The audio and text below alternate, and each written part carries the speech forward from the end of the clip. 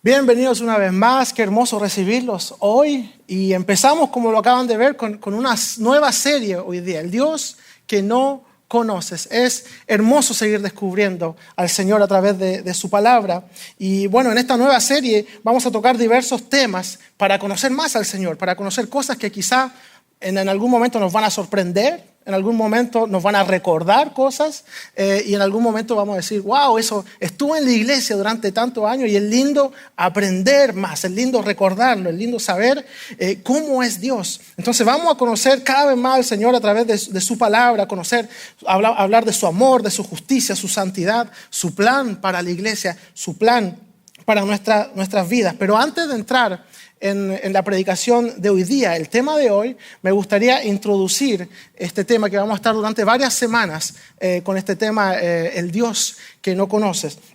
Entonces, el texto de base del tema que vamos a usar para toda la serie está en Hechos capítulo 17, versículo 22 al 23. Pero antes de leer el texto, vamos a poner un poco en contexto, qué es lo que está ocurriendo en este lugar.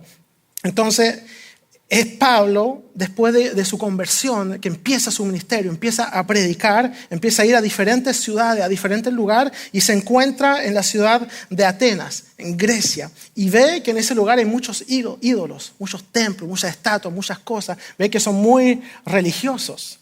Entonces él les habla justamente de eso, pero hay mucha idolatría y de hecho había una creencia en Atenas que decían que no había que ofender a ningún dios porque ellos creían en varios dioses. Existen varios dioses y no hay que ofender ninguno, hay que tratar de portarse bien con todos porque si alguno se enoja y nos castiga, estamos mal. Entonces ellos hacían templos, hacían varias cosas para los diferentes dioses en los cuales creían y era una ciudad donde recibían a muchas personas con varias religiones diferentes y les gustaba aprender cosas nuevas. Les gustaba siempre estar recibiendo, discutir de diferentes ideas. Grandes filósofos fueron o son de Atenas. Y yo tuve el privilegio hace unos años atrás de viajar a esa ciudad, de viajar a Grecia, de estar en Atenas y pude ver justamente muchos de esos monumentos, muchas de esas cosas. Ese, por ejemplo, si bien recuerdo, era un monumento al dios Poseidón. Estaba en una isla, eso no era en Atenas. El resto de las fotos están en Atenas. Entonces así por toda la ciudad quedan rastros de esa idolatría que había en ese tiempo. Entonces si nos vamos a nuestro texto de base, Hechos capítulo 17, versículos 22 y 23, dice: entonces Pablo, puesto en pies en medio del Areópago, dijo: atenienses, en todo observo que sois muy religiosos, porque pasando y mirando vuestros santuarios, hallé también un altar en el cual estaba esta inscripción: al Dios no conocido, al que vosotros adoráis, pues sin conocerlo, es a quien yo os anuncio, les dice el apóstol Pablo. Ahora, algo muy importante, sí. El hecho de que Pablo les diga que les va a predicar de ese Dios desconocido para quien ellos tenían un templo, no quiere decir que Dios está de acuerdo con ese templo o que él recibía esa adoración en forma de idolatría. El énfasis en este texto no es la adoración o ese templo, es la ignorancia. El hecho de que no conocían a Dios. Pablo les presenta a Dios y lo hace con mucho respeto, usando algo que ellos ya tenían en su ciudad. Lo hace con respeto, usando lo que mismo ellos ya creen, sin necesariamente estar de acuerdo con lo que ellos creen. Y muchas veces nosotros nos encontramos con situaciones que nos molestan en la sociedad. Pablo estaba muy molesto en ese momento, pero él se controló para poder presentarles el evangelio de Jesucristo. Eso es lo que hizo el apóstol Pablo en ese momento. Y el Señor nos llama a una tarea muy importante: predicar. Él nos llama a cada uno de nosotros, cada uno de ustedes que piensan que quizás no pueden hablar muy bien. Las excusas que daba Moisés cuando el Señor lo llamó: no, es que yo soy tartamudo, ¿cómo voy? El Señor nos llama a cada uno de nosotros a predicar el evangelio de salvación. Vamos a seguir desarrollando esto. Entonces, preparando esta nueva serie, fue a consultar algunas estadísticas sobre la fe de las personas provenientes de diferentes lugares. Las personas de acá, las personas también de nuestros países de América Latina. En América Latina hay muchos más creyentes que acá. Aquí en Quebec, aproximadamente la mitad de la población, el 49%, es atea. No cree en Dios. Decidió en su búsqueda, en sus pensamientos, decidió que Dios no existe. Casi la mitad. Pero en nuestros países encontramos que el 90% aproximadamente de las personas creen en Dios. Creen que hay algo, creen que hay una vida después de la muerte, son parte de hacer una religión, muchos son católicos, protestantes, evangélicos, de diferentes denominaciones, pero aproximadamente el 90% de las personas creen en algo, en Dios, en un ser superior, lo pueden llamar una fuerza o como quieran llamarlo. Y eso nos muestra también que en el ser humano hay un deseo, una búsqueda, o al menos curiosidad de conocer a Dios, mismo en los ateos, porque para ser ateo primero se hicieron esas preguntas. Y llegaron ellos a esa conclusión. De hecho, el matemático, físico, filósofo y teólogo francés Blaise Pascal dijo: en el corazón de todo hombre existe un vacío que tiene la forma de Dios. Y este vacío no puede ser llenado por ninguna cosa creada, sino únicamente por Dios, quien se dio a conocer mediante Cristo Jesús. Él dijo una verdad increíble. Eso es muy cierto. Todo lo que entendemos y aprendemos de Dios tiene que pasar por Jesús para comprenderlo realmente. Jesús es la máxima revelación de quién es el Padre. Jesús es la máxima revelación. Todo lo que aprendemos tiene que pasar por Jesús para comprenderlo en profundidad. Vamos a hablar de muchas cosas a lo largo de esta serie y vamos a entenderla a la luz de la revelación de Jesús. Dios nos entregó la Biblia para que lo podamos conocer. Y muchas veces queremos acomodar a Dios, a la Biblia, a la doctrina o la iglesia, a nuestra forma de pensar, a nuestra forma de vivir, a lo que nosotros pensamos que está correcto, a lo que a nosotros nos gusta, pero tenemos que aprender a acomodar nuestras vidas a lo que nos enseña la palabra del Señor. El señorío de Jesucristo sobre nosotros es un punto clave para nuestra vida como seguidores de Jesús. Los que quieren ser seguidores de Jesús, eso es lo que quiere decir seguir a Jesús, imitar a Jesús, ser como Jesús. Pero para hacer eso tenemos que conocerlo. El Señor quiere que sigamos su ejemplo. Él quiere, siempre fue su plan, que lo imitemos. Y algo muy común es ver a Dios como un Dios lejano. Un Dios que quizás hasta ni siquiera entiende al ser humano, ¿no? Dios está por allá y yo tengo mis problemas por acá, cada uno por su lado, y Él nos creó y nos abandonó. Es un pensamiento muy común. O Dios está ocupado en otra cosa mientras yo estoy sufriendo. Un pensamiento muy común de Dios. Pero a lo largo de la Biblia, una y otra vez, vemos cómo Dios viene a encontrarse con el ser humano, a llamarlo, a acercarse a Él. El título del mensaje de hoy es El Dios que te llama. El Dios que no es lejano, sino que se acerca a ti y a mí a pesar de nosotros. El Dios que te llama. Y vemos, como les decía, a lo largo de toda la Biblia, cómo Él llama al ser humano, cómo Él lo busca, cómo Él se acerca. Desde el relato de la creación. Y esto va quizás contra lo que nosotros nos imaginaríamos de un Dios tan santo, tan puro. Va en contra de lo que nosotros haríamos también. Probablemente le podríamos decir, pero el ser humano es indigno de que Dios se acerque. Y nosotros, cuando alguien nos hace daño, lo que queremos hacer no es acercarnos a la persona y amarla a la persona y perdonar a la persona. Al contrario, alejarnos de la persona. Quizás si podemos hacerle el mismo daño que nos hizo o algo peor.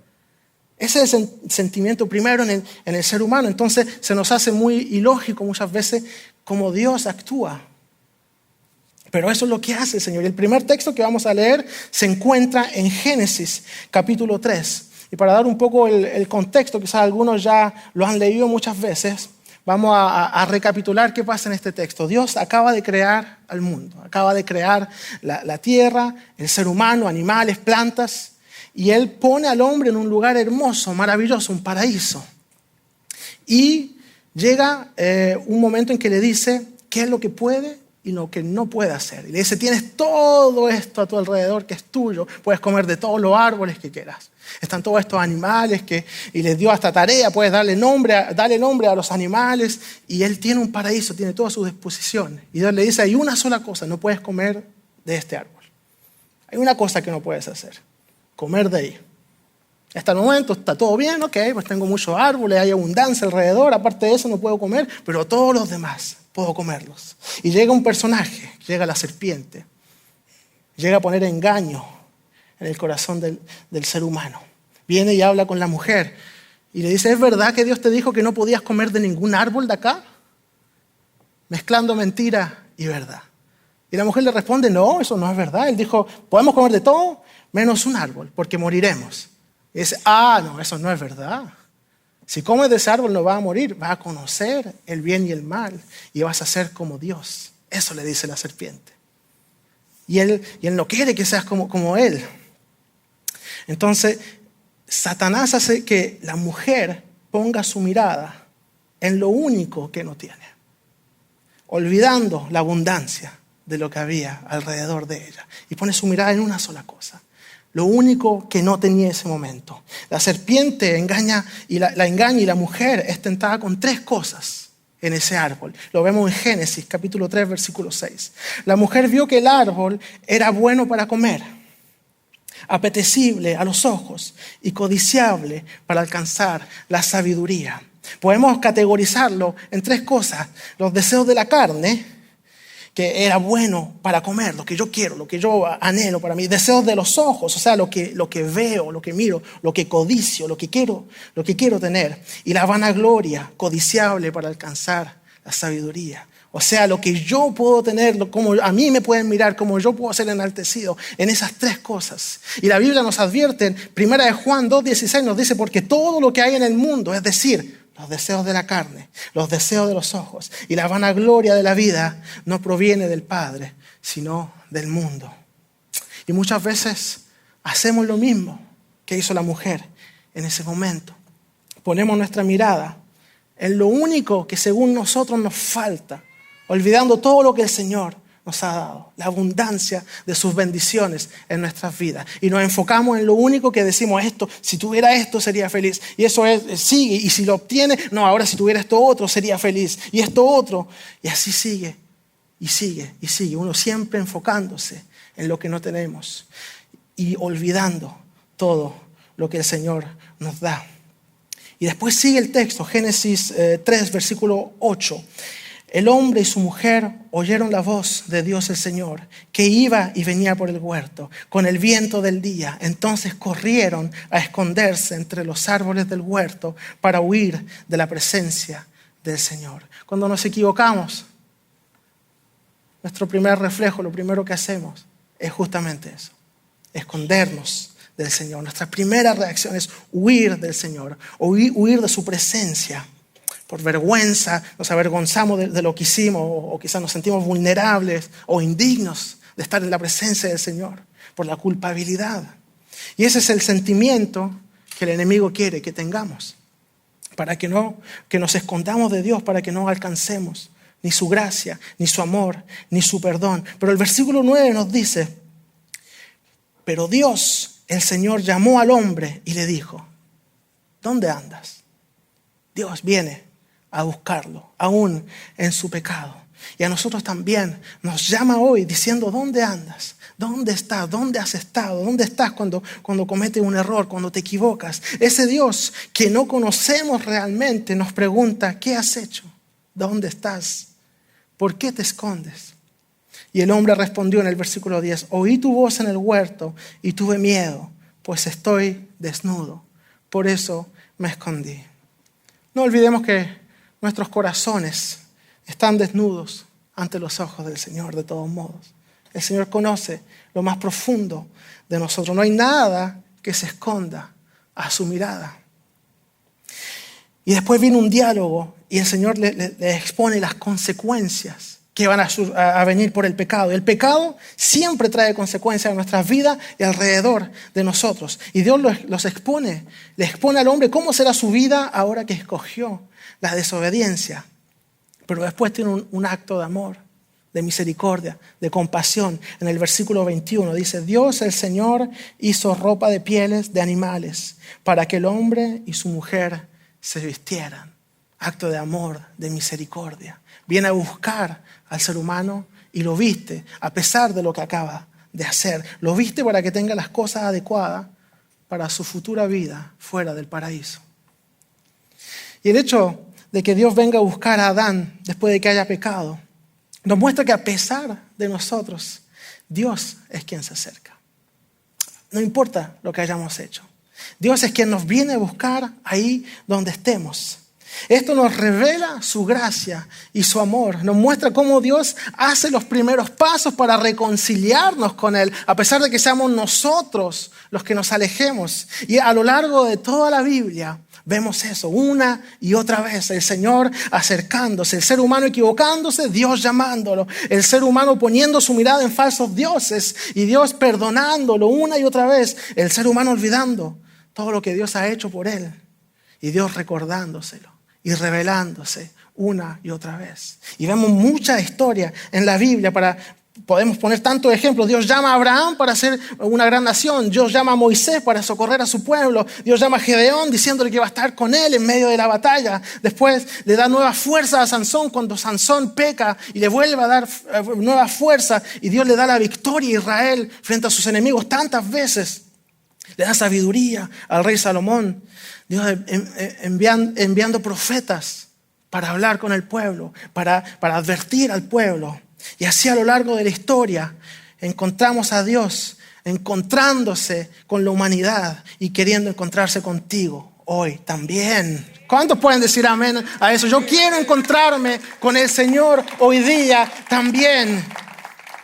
Hasta que en la Biblia llega el punto culminante, el más grande y el más hermoso, que es Dios encarnándose y encontrándose personalmente con la humanidad. Y Jesús mismo en su ministerio llamando a diferentes hombres personalmente para seguirlo.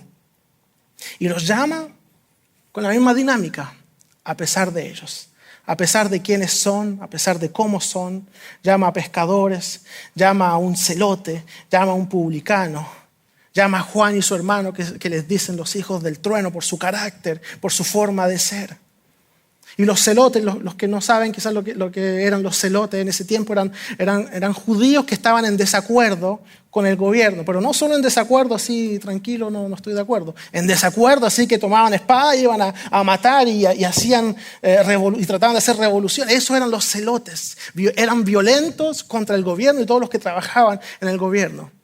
Y los publicanos eran los que trabajaban para el gobierno. Y Jesús tiene a un celote y a un publicano sentados juntos enseñándoles. Eso hace el Señor. Nos va a buscar a pesar de nosotros y nos junta, nos salva y nos enseña su amor, quién es Él y cómo quiere que vivamos. ¿Cuántos pueden decir amén a eso? Quiero conocer ese amor, que no importa cómo sea yo, cómo sea el de al lado, amémonos y estemos juntos.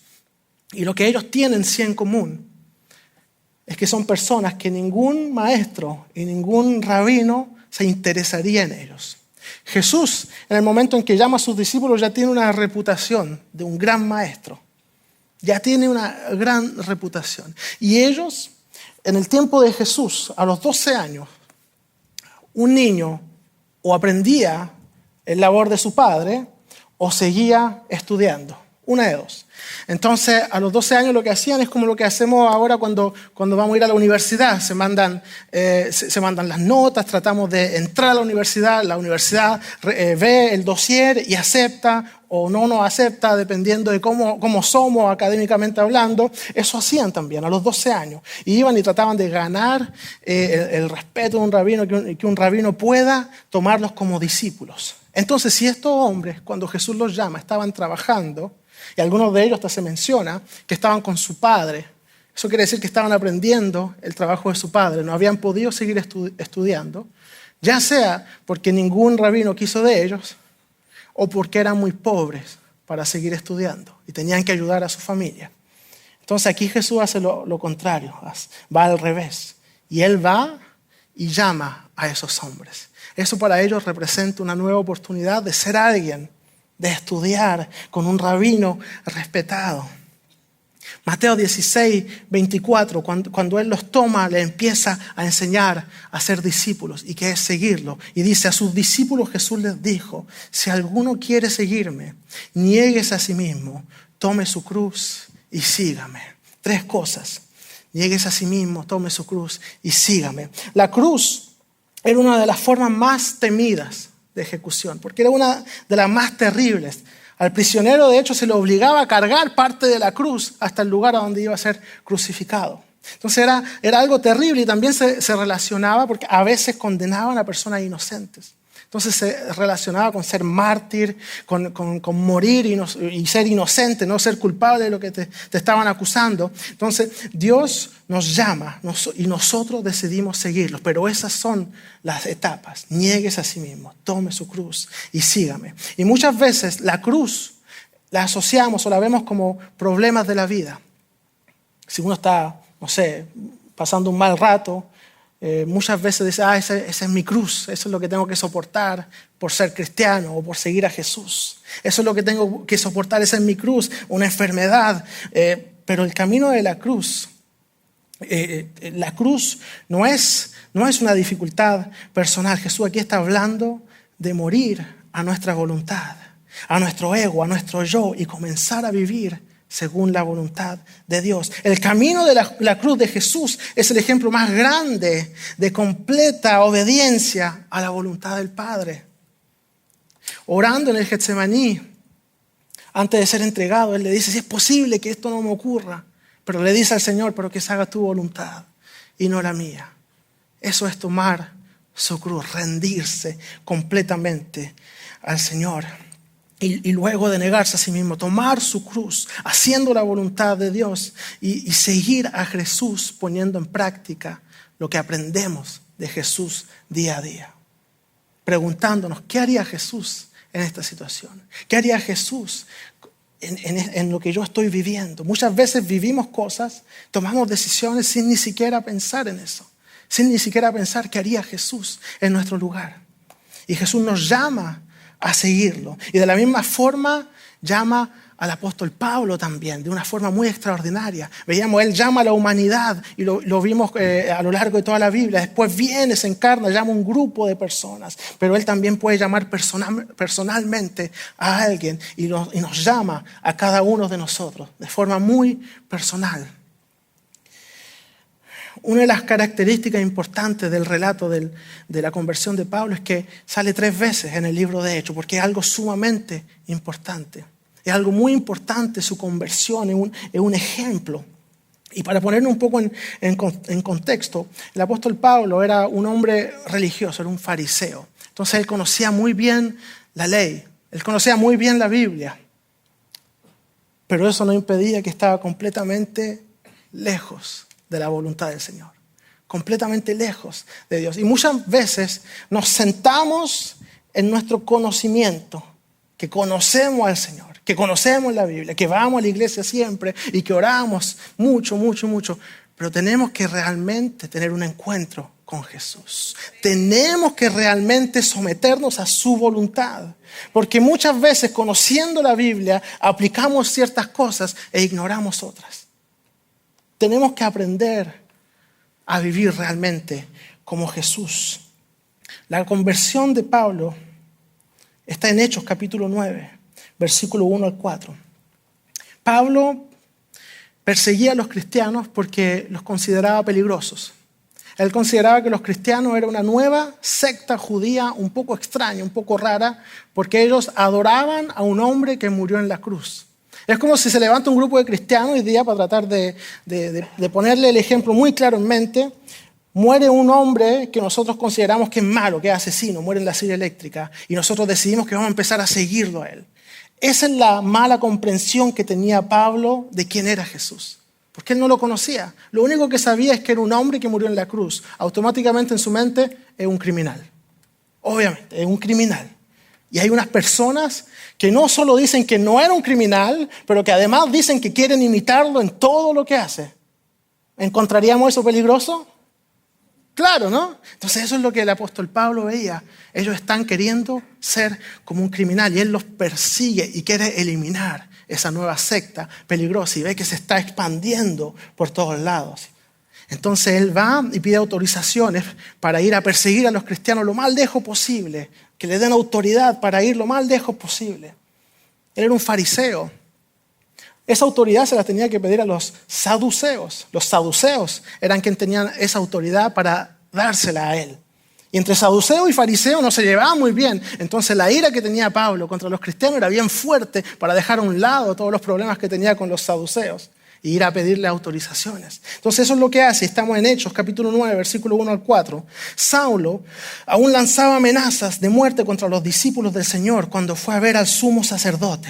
Allí le pidió cartas para las sinagogas de Damasco para que, en caso de hallar a hombres o mujeres de este camino, los pudiera llevar presos a Jerusalén. Pero sucedió que de pronto en el camino, ya cerca de Damasco, lo rodeó un poderoso haz de luz que venía del cielo y que lo hizo rodar por tierra, mientras oía una voz que le decía: Saulo, Saulo, ¿por qué me persigues? Vemos una vez más que el encuentro con el ser humano mismo en la conversión de Pablo, en la conversión de un hombre que estaba asesinando cristianos, fue iniciativa divina. Fue Dios quien vino hacia él, así como es Dios que viene hacia nosotros. Y Pablo escribe un poco más adelante en 2 Corintios 4:6, cuando manda una carta, dice: porque Dios, que mandó que de las tinieblas surgiera la luz, es quien brilló en nuestros corazones para que se revelara el conocimiento de la gloria de Dios en el rostro de Jesucristo. Y nosotros ahora somos reflejo de esa gloria. Somos reflejos de Jesucristo. Nosotros somos hoy en día la aparición de Cristo en la vida de las personas alrededor de nosotros. Nosotros somos responsables de la aparición de Jesús en la vida de nuestra familia, de nuestros padres, hermanos, amigos, en el trabajo, el jefe, los empleados. Nosotros somos sus representantes. 2 Corintios 5:20 dice: así que somos embajadores en nombre de Cristo, y como si Dios les rogara a ustedes por medio de nosotros, en nombre de Cristo les rogamos, reconcíliense con Dios. O sea que cuando nosotros proclamamos el evangelio, es el Espíritu Santo, es Dios mismo a través de nosotros diciéndole a las personas: reconcíliense con el Señor. Somos responsables de lo que las personas van a entender y conocer de Dios. Y aquí la palabra embajadores es presbeuo en el original. Y se usaba esa palabra cuando se comisionaba a alguien con una tarea muy especial. Cuando se enviaba a alguien con una tarea especial, representa el que le envió. Un embajador representa ya sea una nación o una persona importante y ejerce la autoridad del que le envió. Y como embajadores de Cristo, representamos todo lo que Él es. Tenemos que ser buenos representantes del Señor. Cuando la gente nos ve, está viendo a Dios. Está asociando nuestras acciones con el Señor.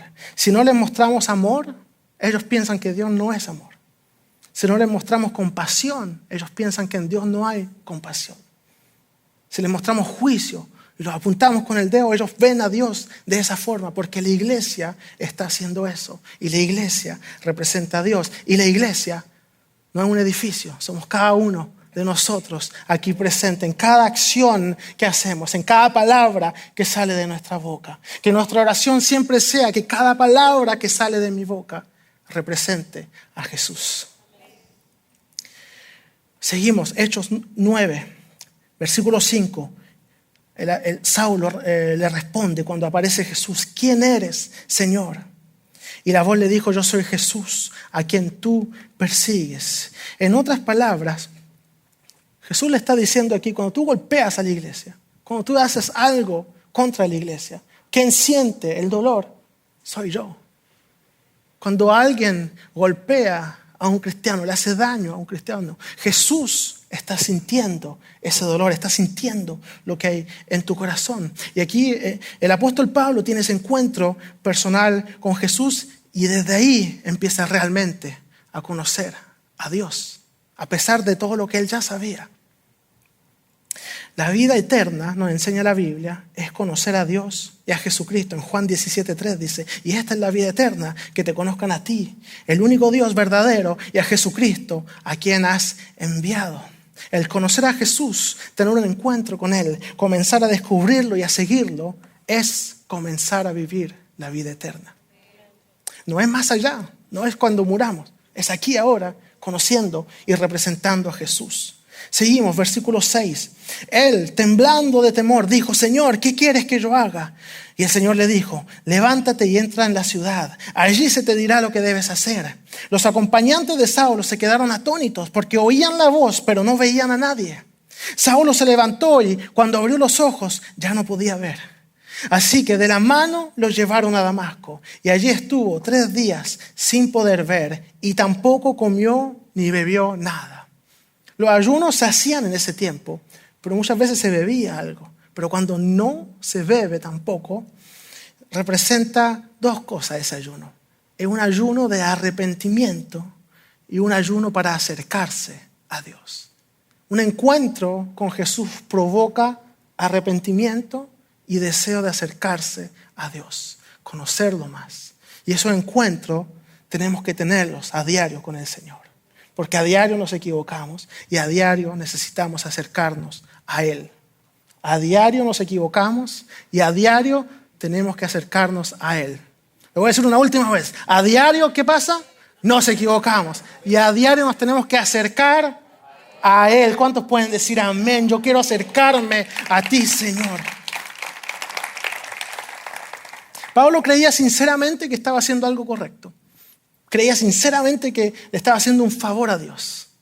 Pero la sinceridad no es suficiente.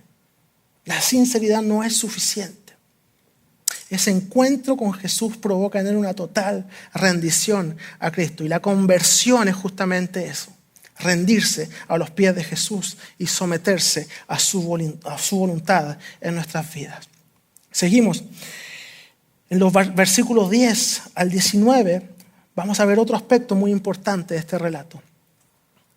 La importancia de la iglesia en la conversión de Pablo y en nuestro caso en la conversión, en el acercamiento de todos los que pasen por estas puertas. Hechos capítulo 9, versículos 10 al 19. En Damasco había un discípulo llamado Ananías, que había tenido una visión en la que el Señor lo llamaba por su nombre. Ananías había respondido, aquí me tienes, Señor. Y el Señor le dijo, levántate y ve a la calle llamada derecha. Allí en la casa de Judas buscará a un hombre llamado Saulo, que es de Tarso y está orando. Aquí vemos a 2 personas orando, Ananías y Pablo, buscando los 2 sinceramente al Señor. Versículo 12. Saulo ha tenido una visión, le dice el Señor a Ananías, en la que vio que un varón llamado Ananías entraba y le imponía las manos con lo que le hacía recobrar la vista. Versículo 13. Ananías respondió, pero Señor, he sabido que este hombre ha tratado muy mal a tus santos en Jerusalén. Ya tenía una reputación. Ya sabían qué es lo que él hacía y qué es lo que iba a hacer a Damasco. También sé que los principales sacerdotes le han dado autoridad para aprehender a todos los que invocan tu nombre. Y el Señor le dijo, ve allá, porque él es para mí un instrumento escogido. Él va a llevar mi nombre a las naciones, a los reyes y a los hijos de Israel. Yo le voy a mostrar todo lo que tiene que sufrir por causa de mi nombre. Ananías fue y una vez dentro de la casa le impuso las manos y le dijo unas palabras hermosas. Hermano Saulo, el Señor Jesús, que se te apareció en el camino por donde venías, me ha enviado para que recobres la vista y seas lleno del Espíritu Santo. Y miren lo que pasa en el versículo 18 y 19. Al momento de los ojos de Saulo cayó algo que parecían escamas. ¿Cuántas veces estamos cegados por nuestro pasado? Por lo que pensábamos, por lo que vivíamos, por lo que pensábamos de quién era Dios. De Saulo cayeron unas escamas y éste recibió la vista. Luego que se levantó, fue bautizado. Y después de comer recobró las fuerzas y durante algunos días se quedó con los discípulos que estaban en Damasco. Ananías aquí representa la actitud que tenemos que tener. Él nos muestra lo que es ser iglesia en este lugar. Él nos muestra cómo tenemos que ser. Y vemos la importancia también que tiene la iglesia, no solo Ananías, el resto de los discípulos, en la conversión de Pablo. No hay Pablo sin la iglesia alrededor. No hay conversión completa sin la iglesia, sin Ananías. Un Ananías que responde al llamado del Señor, que va y que lo trata como a su hermano. Y vemos también, como les decía en el versículo 18, Pablo es bautizado. Y Pablo se queda con los discípulos unos días más. El teólogo Lloyd John Ogilvie reflexiona diciendo: imaginemos lo que puede significar imponer las manos a alguien que había venido a arrestarte y tú lo sabes. Y tú lo sabes, tú sabes cuáles eran las intenciones de ese hombre. Y tú igual vas, oras por él, le impones las manos. Eso es ser iglesia. La palabra en griego de iglesia es eklesia. Y quiere decir llamados hacia afuera, desde adentro hacia afuera. Eklesia es la idea de buscar a transformar el mundo con el mensaje que tenemos. Viene desde antes de la iglesia esa palabra. Se usaba justamente en Atenas, eclesia, cuando querían tener encuentros para intercambiar ideas. Entonces, como les decía al principio, ellos amaban conocer cosas nuevas, filósofos, diferentes pensamientos. Entonces ellos hacían encuentros y eso, eclesia, iban a buscar a las personas para que vinieran a esos encuentros y intercambiar ideas. Eclesia es no reservar a Cristo solo para nosotros. No reservar a Cristo es mostrarlo a los demás. Y muchas veces ser iglesia, olvidamos como iglesia que tenemos que hacer eso. Ser iglesia es devolver también bien por mal. A veces las personas nos hieren, es posible. Pero cada uno de ellos necesita tener un encuentro con Jesús. Necesita tener un encuentro con Jesús, en nuestra forma de vivir, en nuestra forma de pensar, en nuestra forma de vivir nuestra comunión con Dios. Tenemos que recordar que eso tiene que ir hacia afuera también. Cuando estuve, les contaba, en Grecia, también tuve la posibilidad de visitar un lugar que se llama Meteora, que va a aparecer una foto por ahí pronto. En ese lugar hay monasterios, como pueden ver, en las montañas, bien alejados del resto de la civilización. Ahí podemos ver la ciudad que está abajo y el monasterio está ahí arriba, solitos. Y no bajan, se quedan ahí solitos arriba, haciendo sus cosas, limpian. Está abierto al público, podemos ir a visitar ese lugar. Y recuerdo que pudimos visitarlo esa vez que estuvimos y nos decían, hay monjas y hay monjes que trabajan aquí. Las monjas reciben a los turistas, van a poder verla, pero los monjes están escondidos, nunca salen. Es muy poco probable que puedan ver a alguno. Pero tuvimos la posibilidad de ver a uno que de casualidad decidió que estaba ahí sentado en una de las salas que estábamos visitando. Y recuerdo habían unos turistas, un padre con su pequeña niña, bien chiquita, y ella pidió tomarse una foto con el monje. Y lo primero que respondió es si ella practica la misma religión que él. Y el padre le dijo, no, si ellos son de otro lugar, no practican esa religión. Entonces, no hay foto con la niña, porque no practica. Y era una pequeña. Eso muchas veces provoca la religión. Olvidar cuál era el propósito de ser iglesia. Olvidar que somos llamados justamente a esas personas que no conocen, que no practican nuestra religión, que no son como nosotros, llamados a esas personas a presentarles el evangelio de Jesucristo. Ese es el objetivo. Olvidar nuestra historia nos hace alejarnos del sentido original de nuestro llamado en el Señor. Y nos convertimos en una comunidad, en una iglesia exclusiva. Pero lo que tenemos que ser es ser una iglesia inclusiva, que recibe a todos los necesitados. Las palabras, hermano Saulo, que le dice a Ananías, fueron probablemente las primeras palabras que Pablo escuchó después de encontrarse con Jesús. Y tienen mucho que ver con el resto de su historia. Nuestras palabras, nuestra actitud hablan más fuerte que cualquier predicación. Nosotros, nuestro corazón, nuestro amor por los demás, a pesar de quienes son, a pesar de ello, a pesar de lo que pueden habernos hecho o de las intenciones que tenían hacia nosotros, nuestra respuesta de amor es nuestra mayor predicación. ¿Cuántos pueden decir amén? Yo quiero tener esa predicación en mi actitud, en mi amor. Saulo, quien perseguía a la iglesia y quien sin dudar un instante habría capturado a Ananías, se lo encontraba en Damasco, ahora es tratado como un hermano. ¿Qué recepción le daremos nosotros a cada persona que llega a la iglesia? Personas que nos han herido, que consideramos que quizás no merecen estar aquí. ¿O qué estará haciendo aquí esta persona? ¿Por qué está acá? Esta persona ni cree en Dios, pero ese es el objetivo. Que vengan, que conozcan, que sean aceptados, que conozcan el amor de Dios a través de nosotros. Hay un testimonio también que les quiero compartir de un hombre, un evangelista, llamado Sadhu Sundar Singh. Viene de la India. Él era un hombre que su conversión fue muy similar a la del apóstol Pablo. De los años, fines de los años 1800, principios de los años 1900. Él a los 14 años muere su madre y quemó página por página una Biblia en odio hacia el Señor.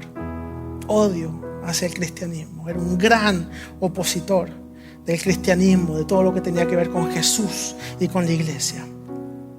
Pero en un momento, en su tristeza, en su desesperación, él decide quitarse la vida. Y como vivía en un lugar donde se creían en muchas religiones y muchos dioses, él dice, si hay uno de ellos que existe, si hay uno de ellos que es real, pues que se manifiesta ahora, porque esta noche yo me quito la vida. Y ese mismo día tuvo una visión de Jesús, como el apóstol Pablo. Cuando su hermano lo supo, trató de envenenarlo. Cuando su padre lo supo, lo echó de la casa.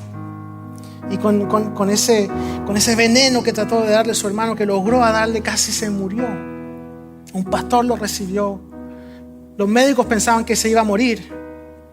Pero él decía en su corazón, y él cuenta después en su testimonio, con las pocas fuerzas que me quedaban, oré a ese Dios que se había manifestado. Y le dijo, si tú me salvaste, yo quiero decirle a todo el mundo quién eres y qué es lo que hiciste por mí. Y se salvó, se recuperó, el Señor lo sanó. Y ese hombre empezó a predicar el evangelio de Jesucristo por todo su país. Y lo hacía descalzo. Y caminaba predicando las buenas nuevas de Jesús, tanto que a veces se lastimaban sus pies y empezaba a sangrar. Le pusieron el apóstol de los pies sangrantes. Romanos 10:15 nos dice, cuán hermosos son los pies de los que anuncian la paz, de los que anuncian buenas nuevas. Hay cosas por las cuales no necesitamos consultar al Señor y saber si es o no su voluntad. Él nos llamó muy claramente a predicar el evangelio, a predicar quién es Él. Jesús te llama a anunciar su amor, su paz, y te llama hoy a seguirlo, a imitarlo, a ser un reflejo de su gloria, mismo cuando es difícil, mismo cuando cuesta, a tomar la decisión de reconocer la soberanía de Dios, a pesar de no siempre comprender.